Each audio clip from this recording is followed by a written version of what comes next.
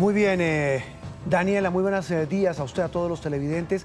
Bien vale la pena recapitular lo que acabamos de escuchar, Daniela, para servicio de nuestros televidentes. Repitamos los detalles de este comunicado que desafortunadamente no es nada alentador.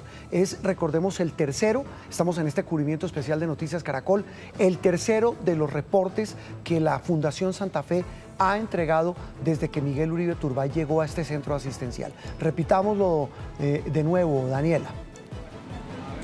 Sí, señor, lo repetimos. Dice la Fundación Santa Fe de Bogotá que bajo la autorización de la familia se permite informar que el paciente Miguel Uribe Turbay continúa en estado crítico y ha tenido escasa respuesta a las intervenciones y manejos médicos realizados.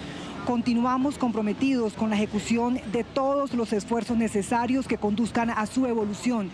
Su situación reviste la máxima gravedad, por lo tanto, el pronóstico continúa siendo de carácter reservado. Usted lo ha dicho, Juan Roberto, un pronóstico o una respuesta pues nada alentadora. Se tenía previsto que fuera este comunicado emitido justamente hacia esta hora cuando lo acabamos de conocer.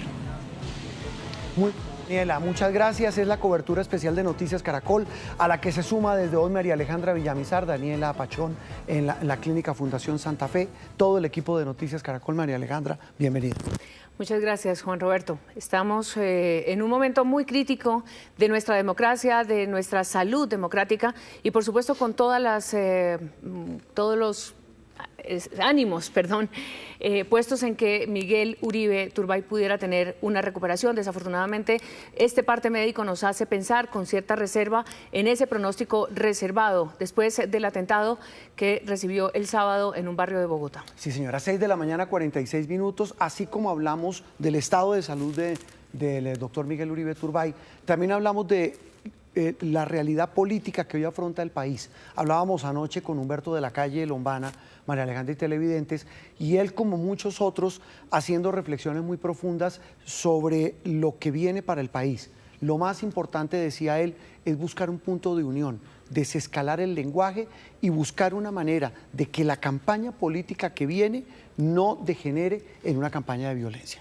Por supuesto, los delincuentes, los criminales que organizaron este atentado quieren desestabilizar al país, desestabilizar también el camino hacia las elecciones del 2026 y, por supuesto, crear un caos. Pero esa intención de los criminales, de los delincuentes, de los grupos que puedan estar detrás de esta acción de violencia política, pues se enfrentan a una sociedad no solamente que ya ha vivido esto, que ha pasado por esto, que lo ha superado, sino que tenemos también ese reto de una nueva generación para echar hacia adelante. No puede ser este atentado a Miguel Uribe que termine con este proceso electoral. El proceso electoral, desafortunadamente, y pese a la salud que tenga Miguel Uribe Turbay más adelante, vamos a continuarlo. Los medios de comunicación estamos justamente obligados a tener esa tranquilidad, esa calma, ese llamado a la unión de las fuerzas políticas y, por supuesto, también al gobierno nacional. Sí, señora, 6:48 minutos. Contactamos a esta hora de la mañana a Alejandra Barrios, la directora de la Misión de Observación Electoral, que ha hecho un juicioso análisis de lo que viene. Hablábamos con Alejandra ayer en Sala de Prensa Blue y nos hacía unas reflexiones muy interesantes que bien vale la pena compartir. Alejandra, gracias por atendernos. María Alejandra, Juan Roberto, un placer poder verlos y pues también lamentando el parte médico que acaba de entregar la clínica, es muy desalentador, y acompañando a la familia y a los amigos de Miguel Uribe Turbay. Mientras esperamos esos partes médicos, Alejandra, hablábamos con María Alejandra de las consecuencias políticas y del reto que va a enfrentar Colombia de aquí en adelante. ¿Estamos hablando de qué? Pues estamos hablando por lo menos de 3 grandes retos que se tienen para este proceso electoral. Indiscutiblemente, este atentado cambia completamente la forma como hay que aproximarse a las próximas elecciones en materia de seguridad, en la relación de las organizaciones políticas y el discurso político, y en tercer lugar, en la forma también como el gobierno debe abordar la comunicación pública. ¿Cuál es el sentir de los partidos, de los candidatos? Ustedes que tienen personas monitoreando un poco el camino, que están trazando las campañas, las candidaturas, que sabemos es muy temprano, hemos entrado en un proceso electoral, digamos, de manera muy prematura, pero también dadas las circunstancias sentimos que la campaña ya obviamente está avanzando. ¿Ustedes qué saben de esas reflexiones? María Alejandra, desde principios de año las organizaciones políticas venían manifestando su preocupación por las situaciones de orden público. Tanto así que se había propuesto para que en el mes de marzo se hiciera una Comisión Nacional de Seguimiento Electoral de manera específica sobre los temas de seguridad y de violencia política. Solamente para tener un contexto, estamos hablando que este año llevamos 128 hechos de violencia, casi la mitad de ellos están dirigidos contra liderazgos políticos o que fueron electos en las elecciones locales del 2023 o candidatos o excandidatos que no quedaron elegidos pero que participaron activamente. Más de la mitad de esos hechos de violencia están concentrados en atentados o en asesinatos a quienes fueron electos o participaron en las elecciones locales. Es decir, la violencia política desde el 2023 se ha venido incrementando y se ha venido concentrando de manera particular en 3 departamentos que son el Cauca, Antioquia, el Valle del Cauca. Esto significa que no estamos frente a un tema nuevo. Lo que pasa es que la violencia nos llegó a Bogotá. Nos llega además en un contexto de precampaña electoral y eso significa que hay que hacer ajustes de seguridad en todos los niveles, incluyendo el nivel de comunicación, pues hemos pasado de la polarización a la radicalización política en términos de las maneras, las formas en que se está haciendo campaña entre los diferentes candidatos y entre las diferentes organizaciones políticas. Sí, sabe que es muy valioso eso que usted plantea, es decir, que no es nuevo. Claro, nos aterramos porque ha ocurrido con un precandidato presidencial, porque ocurrió en un barrio en Bogotá, pero es que lo que ha pasado en las regiones en los últimos tiempos es bastante complejo. Alejandra, aquí también viene otra reflexión basada en esa matriz de estudio que ha realizado la MOE sobre cómo se ha radicalizado la política en Colombia. Se está hablando de una reunión de la Comisión de Garantías Electorales hoy, ya vamos a hablar del tema, pero también se habla de una posición que deberíamos todos en Colombia asumir, medios de comunicación, partidos políticos, dirigentes políticos. ¿Quién puede liderar esto? Porque todo el mundo empieza a aterrarse, pero ¿quién debería asumir esa batuta? Pues mire, indiscutiblemente sí tenemos que avanzar hacia un acuerdo de ciudadanos, pero sobre todo de quienes tienen capacidad de influir en la opinión pública sobre la forma en que se tienen que dar los debates políticos. Hoy los debates políticos no se están dando entre contradictores políticos, entre gobierno, oposición, entre diferentes ideas, sino pareciera que se estuvieran dando entre enemigos. Cuando un debate se da entre enemigos, lo que se busca es la eliminación o física, que esperamos no sean los casos, pero sino la eliminación ética, moral del contrario. Tenemos que poner freno de mano a la forma como se están dando los debates, tenemos que poner freno de mano a las valoraciones que se están haciendo en los contextos políticos y volver a evaluar cómo se está haciendo esa comunicación política. Cuando pasamos a la radicalización en la comunicación,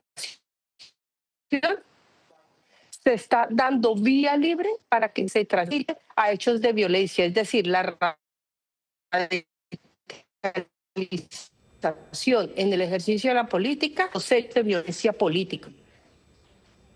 Sí, perdimos la comunicación, María Alejandra, con... ¿Nos escucha de nuevo, Alejandra? Sí. ¿Sí? No, la hemos perdido. 6:53 minutos, ya vamos a recuperar de nuevo a Alejandra Barrios. Ese es el asunto, María Alejandra. ¿Quién debe asumir ese papel para generar un punto de unión? Yo creo que en una palabra, la decía anoche Humberto de la Calle, ya vamos a retomar algunas de sus palabras, las que nos dijo anoche el doctor de la Calle, y es la palabra unión. Unión en torno a algo. Y él mencionaba una palabra, respeto. En las pasadas elecciones, en las del 2022 y quizá también en las del 2018, ya se veía venir que las redes sociales y la manera en la que la polarización en Colombia se fue posicionando del discurso político, se fue adueñando de ese discurso político. Los partidos, incluso por iniciativa de la MOE, crearon una instancia, la de firmar, también por la Iglesia, crearon una instancia para firmar un compromiso contra la violencia verbal, y tratar de que las elecciones y que el proselitismo electoral que se iba a hacer no fuera una descalificación, ni fuera un ataque, ni fuera un llamamiento a la venganza, ni a la violencia, por supuesto, dejar por fuera la violencia de todo proceso electoral. Sin embargo, eso se queda en el papel y pareciera que es solamente ir a cumplir una firma en unos escenarios en los que la Iglesia o instancias no gubernamentales como la MOE convocan. Este es el momento del Estado, y si el Estado cumple en todas sus instituciones con este propósito, uno pensaría que desde los expresidentes de la República, los dueños,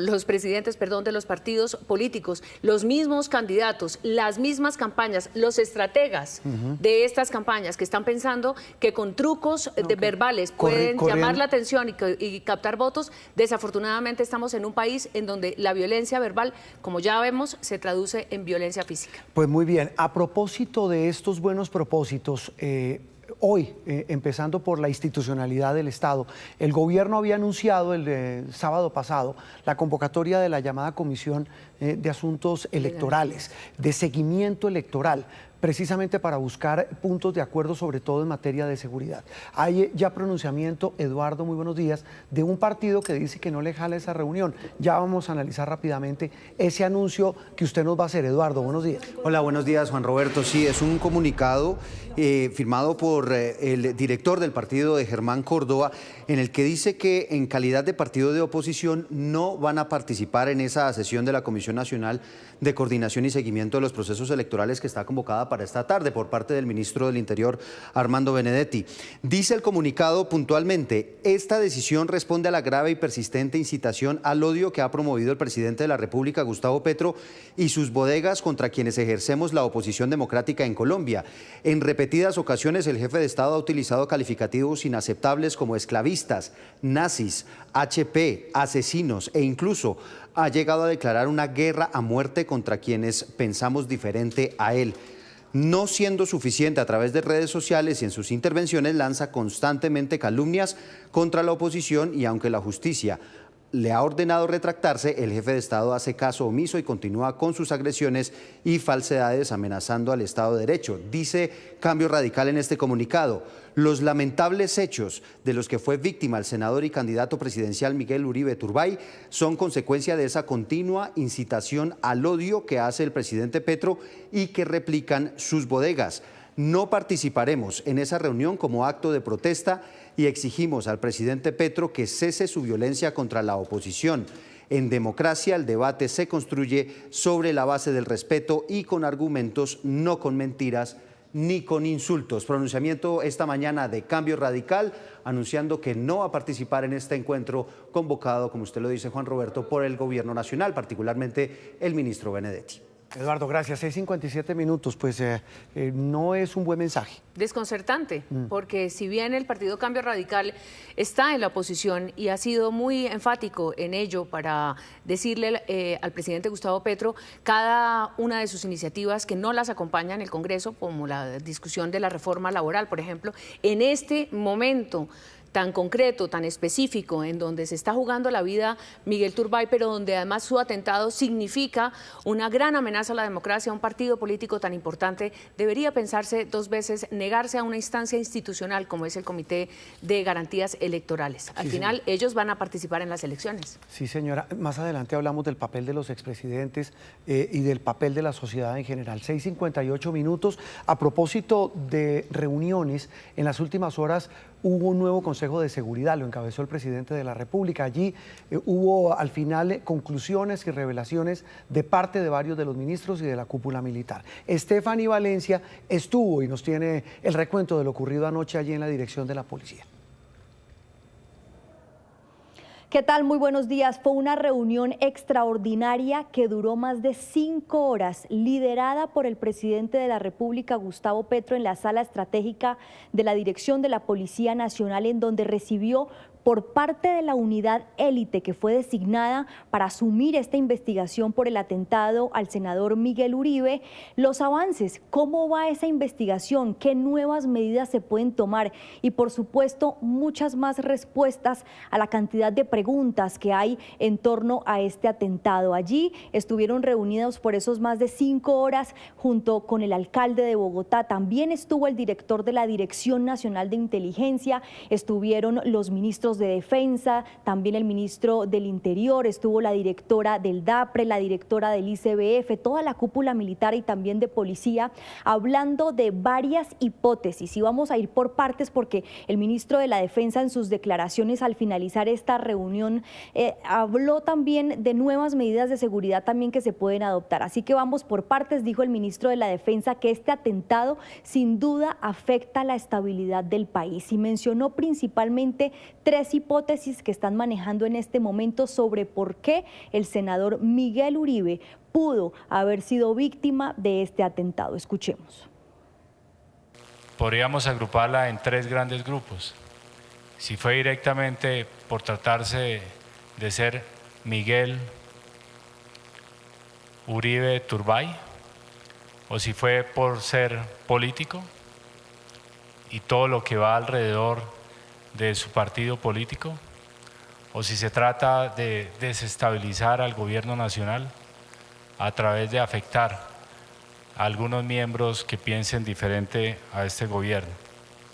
Por lo tanto, hay que estar, porque las hipótesis que se revisaron hoy son bastante fuertes y duras, de que las personas que pueden estar detrás dentro de la hipótesis son personas poderosas, con las cuales podrían desencadenar una serie de atentados, con lo cual se acabaría con la sociedad.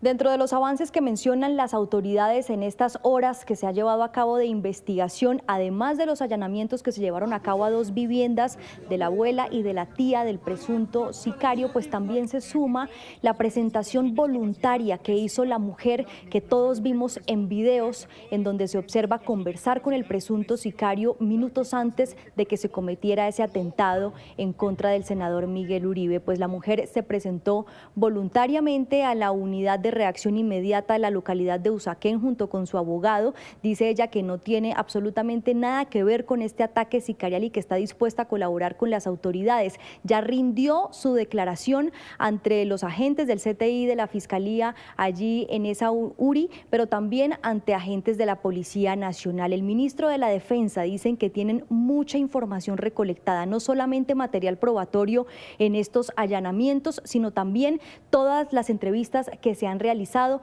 tienen mucha información por verificar y que esperan prontamente poder entregar resultados.